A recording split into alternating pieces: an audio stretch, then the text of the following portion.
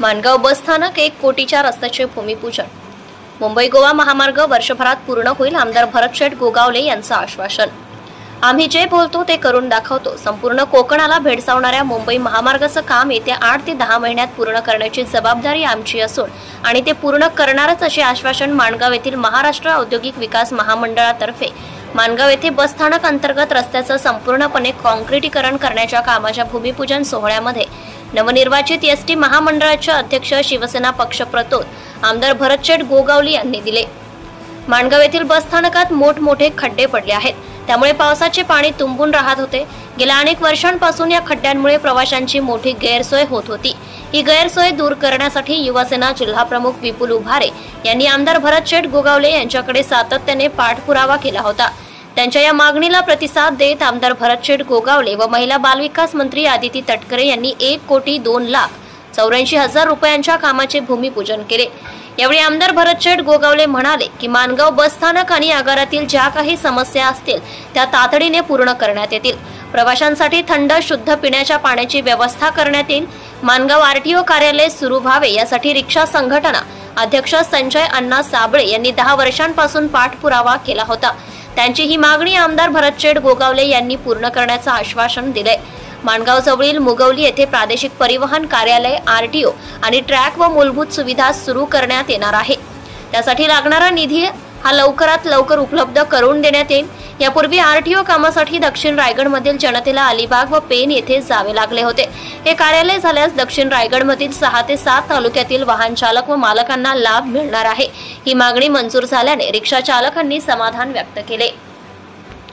माणगाव आणि इंदापूर महामार्गावरील या बायपास मार्गाची निविदा निघाली असून लवकरच ते काम सुरू करण्यात येणार आहे असे सांगून हे काम लवकरात लवकर पूर्ण करण्याचं आश्वासन देखील आमदार गोगावले यांनी दिले।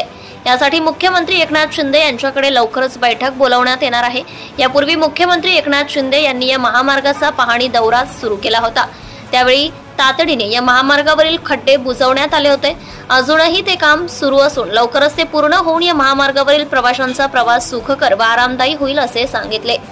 नवीन एसटी बस प्रवाशांच्या सेवेत माणगाव येथे दिल्या जाणार असल्याचं देखील यावेळी आमदार गोगावले यांनी यावेळी सांगितले। तसेच या कामाचे उद्घाटक म्हणून पुढील वेळी आम्ही दोघेही मंत्री म्हणून उद्घाटनाला येऊ असा विश्वास देखील यावेळी आमदार गोगावले यांनी व्यक्त केला। या बस स्थानकाच्या कामासाठी युवासेना जिल्हाप्रमुख विपुल उभारे यांनी पाठपुरावा केल्याने आदितीताई तटकरे व आमदार भरत गोगावले यांच्या हस्ते सत्कार करण्यात आला। महिला व बालविकास मंत्री आदिती तटकरे यांनी सांगितले की माणगाव बस स्थानक हे बारामती बस स्थानकासारखे सुसज्ज व आधुनिक करण्यात येईल। यासाठी यापूर्वीच 9,62,00,000 रुपयांचा आराखडा सादर करण्यात आला आहे। तोही लवकरच मंजूर झाल्यास सामान्य प्रवाशांची गैरसोय दूर होऊन आरामदायी प्रवास करण्यात मदत होईल। या बस स्थानकाच्या बांधकामांसाठी सुमारे 4 कोटी आणि आगारासाठी 6 कोटी इतका निधी खर्च करण्यात येणार आहे। याचबरोबर म्हसळा, श्रीवर्धन, तळा, रोहा, गोरेगाव या बसस्थानकाच्या सुशोभीकरणासाठी लवकरच निधी उपलब्ध करावा अशी मागणी मुख्यमंत्र्यांकडे करण्यात येणार असल्याचं सांगितले। यापूर्वीच महिलांना एसटी प्रवासात 50% सवलत देण्यात आली आहे, त्यामुळे प्रवाशांची संख्या वाढून एसटी महामंडळाला नफा देखील झाला आहे।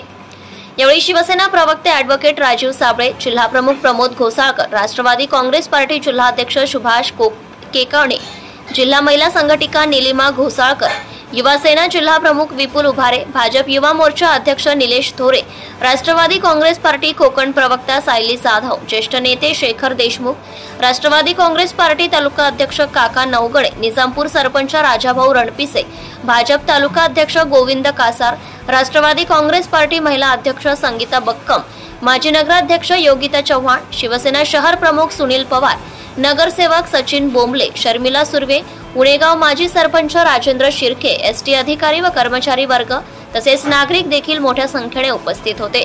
Bureau report AS Marathi news, Sachin Chandorkar, जिल्हा प्रतिनिधी, रायगड।